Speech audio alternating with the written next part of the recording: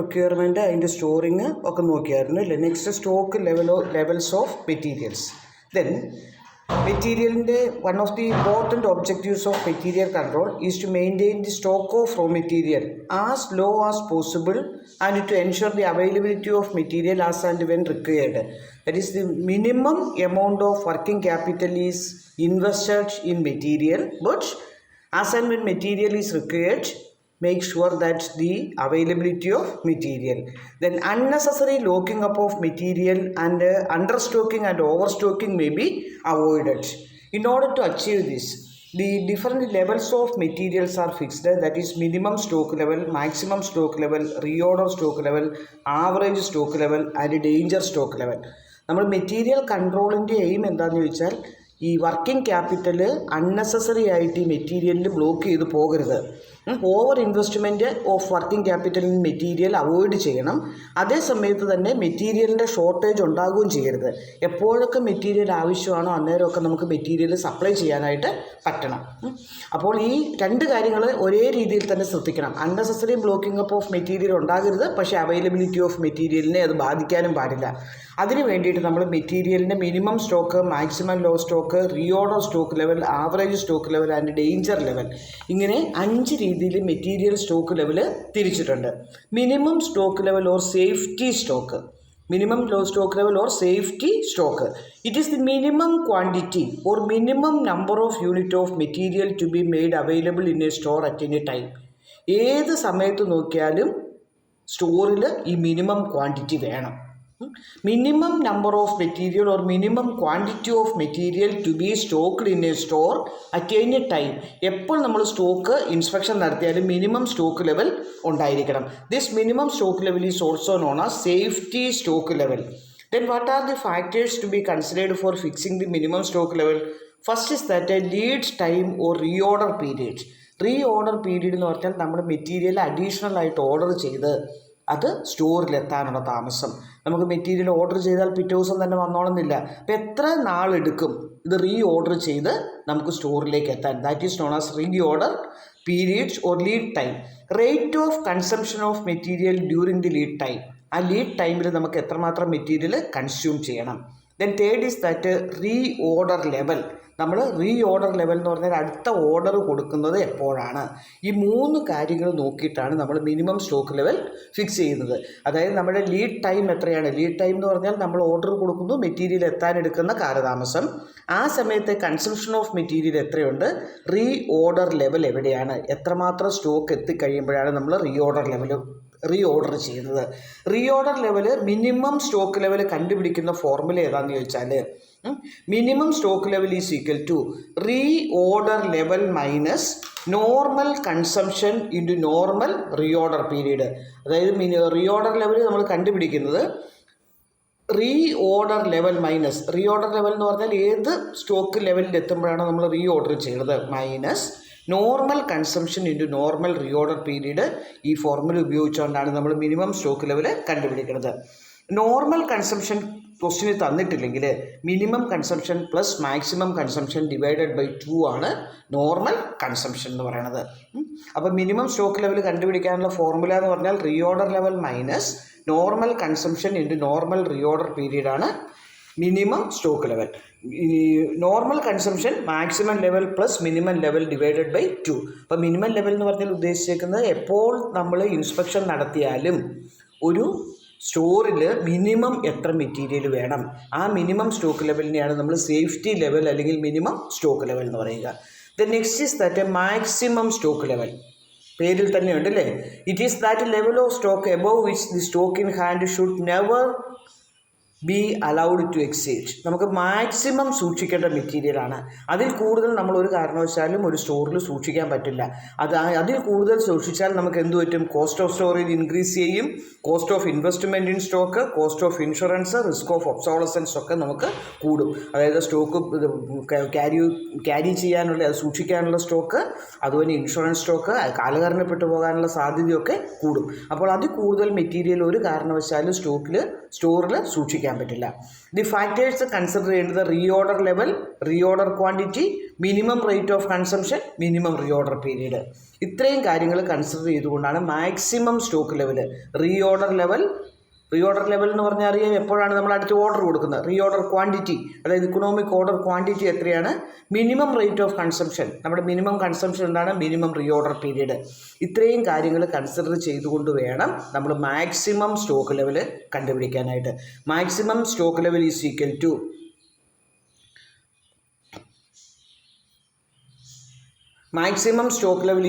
To reorder level plus reorder quantity minus minimum consumption into minimum reorder period. ഇതാണ് maximum stock ലെവലിൻ്റെ formula. Reorder level plus reorder quantity minus minimum consumption into minimum reorder period വെച്ചാൽ നമുക്ക് maximum stock level കിട്ടും.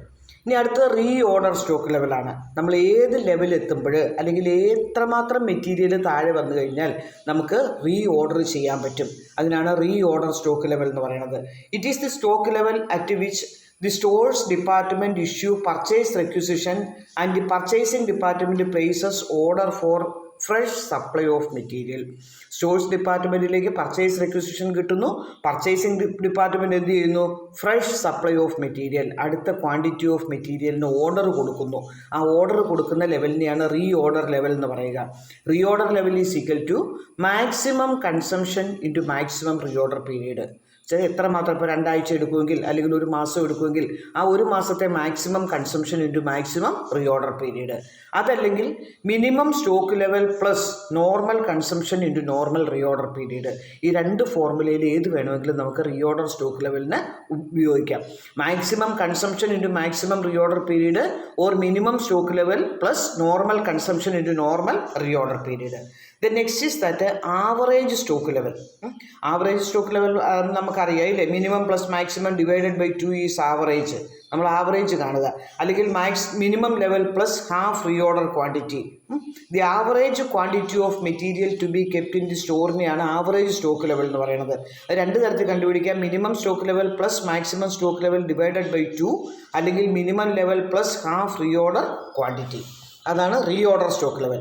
Then next is that danger level. Danger level എന്ന് പറഞ്ഞാൽ എന്തായിരിക്കും, അതിൽ താഴെ മെറ്റീരിയൽ പോയി കഴിഞ്ഞിട്ടുണ്ടെങ്കിൽ അത് നമുക്ക് ഡേഞ്ചറാണെന്ന് പറഞ്ഞിട്ടുണ്ടെങ്കിൽ പ്രൊഡക്ഷൻ പ്രോസസ്സ് നിന്ന് പോകും. നമ്മൾ അതിൽ താഴെ ഒരു കാരണവശാലും മെറ്റീരിയൽ പോകരുത്. കാരണം എന്തെങ്കിലും അൺസർട്ടനിറ്റി വന്നാൽ നമ്മുടെ സപ്ലൈ ഓഫ് മെറ്റീരിയൽ നിന്ന് പോകുന്ന ലെവലിനെയാണെന്ന് പറയുക ഡേഞ്ചർ സ്റ്റോക്ക് ലെവൽ എന്ന് പറയുക. It is the level sets below minimum stock level which stores department is cautious in issuing material. അവർ വളരെ കെയർഫുൾ ആയിരിക്കണം ഈ ലെവലിലേക്ക് മെറ്റീരിയൽ എത്തിയാൽ. When the material reaches danger level, store keeper make special arrangements to get emergency supplies so that production may not totally held up due to unavailability of material. Danger ലെവലിൽ എത്തിയാൽ normal purchase അല്ലാതെ emergency purchase നടത്തി മെറ്റീരിയലിൻ്റെ supply ഉറപ്പ് വരുത്തണം. Danger stock level is equal to average consumption into emergency supply time. Average consumption into emergency supply time ഉപയോഗിച്ച് നമുക്ക് danger stock level കണ്ടുപിടിക്കാനായിട്ട് പറ്റും.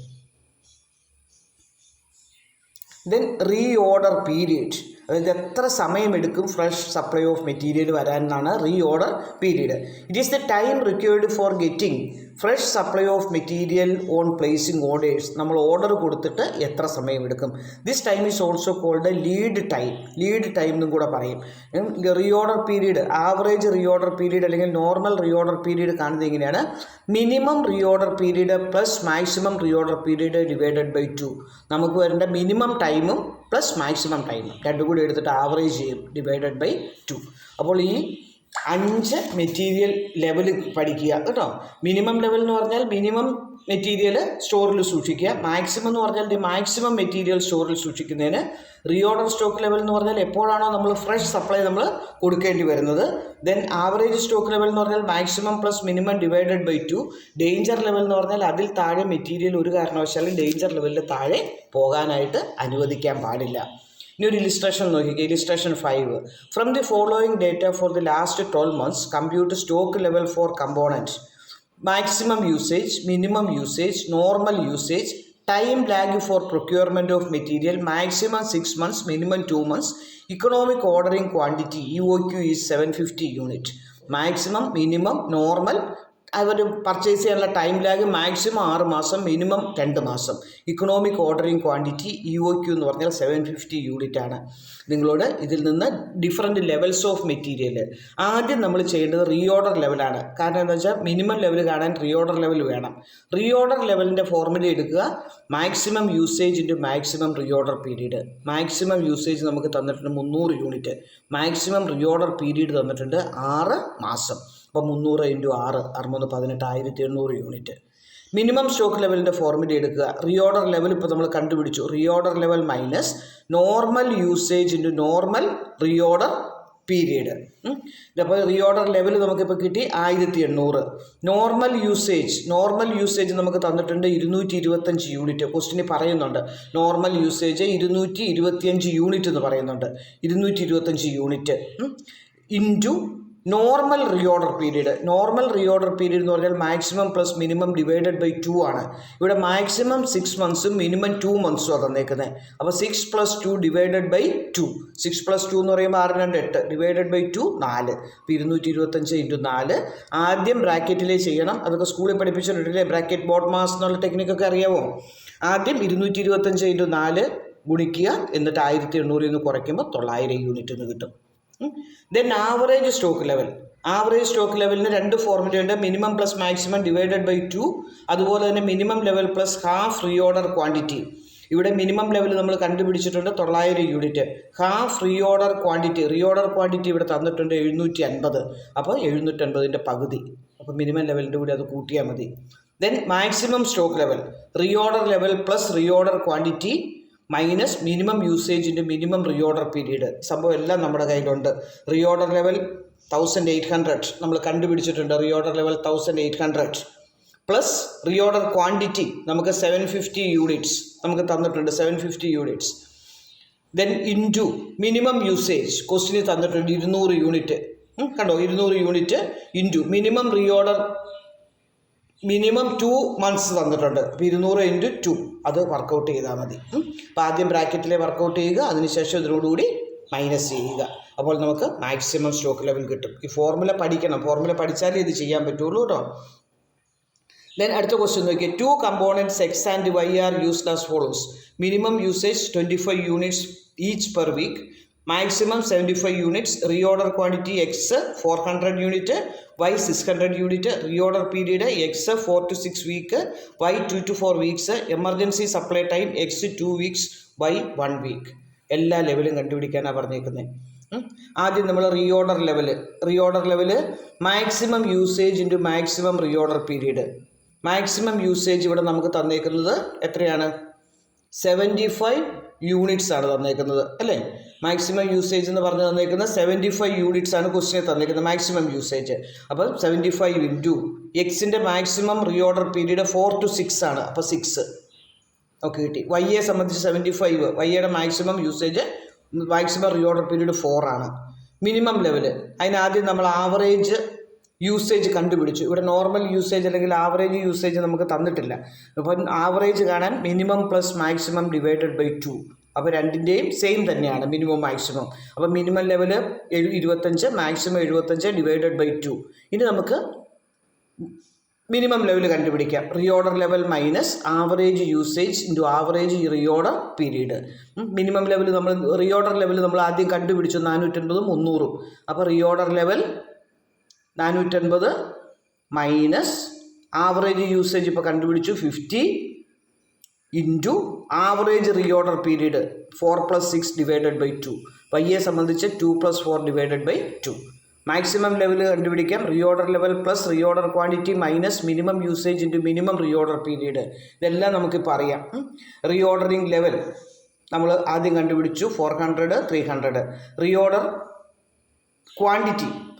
ക്വാണ്ടിറ്റി നമുക്ക് തന്നിട്ടുണ്ട് ഇല്ലേ. റീഓർഡർ ക്വാണ്ടിറ്റി എത്രയൊക്കെയാണ്? റീഓർഡർ ക്വാണ്ടിറ്റി എക്സ് 400 വൈ 600 ക്വസ്റ്റിനിൽ തന്നിട്ടുണ്ട്. X 400 Y 600. റീഓർഡർ ക്വാണ്ടിറ്റി എടുത്തു. മിനിമം യൂസേജ് 25 രണ്ടിൻ്റെ. Minimum reorder period 1/4 1/2. അത് വർക്കൗട്ട് ചെയ്താൽ മതി. Average stock level minimum level plus half reorder quantity.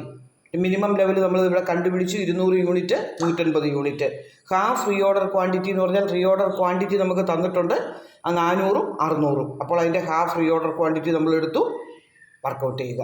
Danger level means average consumption into emergency supply time. Average consumption നമ്മൾ ആദ്യം കണ്ടുപിടിച്ചിട്ടുണ്ട് ഇല്ലേ, ആവറേജ് കൺസംഷൻ 50 ആണെന്ന് നമ്മൾ ആദ്യം കണ്ടുപിടിച്ചിട്ടുണ്ട്. Average consumption into emergency supply time എക്സിന് 2 വൈക്ക് 1 മൾട്ടിപ്ലൈ ചെയ്താൽ മതി. അപ്പോൾ ഈ ഫോർമുല പഠിക്കുക എന്നുള്ളതാണ് ഇമ്പോർട്ടൻ്റ് ആയിട്ടുള്ളത് കേട്ടോ. അപ്പോൾ ഫോർമുല പഠിക്കുക എന്നുള്ളത് ഇമ്പോർട്ടൻ്റ് ആണ്. ഫോർമുല പഠിച്ച് എന്ത് ചെയ്യണം, അത് വർക്കൗട്ട് ചെയ്തേക്കുന്നത് എങ്ങനെയാണെന്ന് കൃത്യമായിട്ട് നോക്കി മനസ്സിലാക്കണം. ഇപ്പം നിങ്ങളെ സംബന്ധിച്ചിടത്തോളം ഞാൻ 9 ആകുമ്പോഴത്തേക്കും ഗൂഗിൾ മീറ്റിൽ വരും. കൃത്യമായിട്ട് നിങ്ങളിത് വായിച്ചോ ഇത് നോക്കിയിട്ടുണ്ടോ എന്നൊന്ന് ക്വസ്റ്റ്യൻ ചോദിച്ച് നോക്കുകയും ചെയ്യും കേട്ടോ. ഓക്കെ.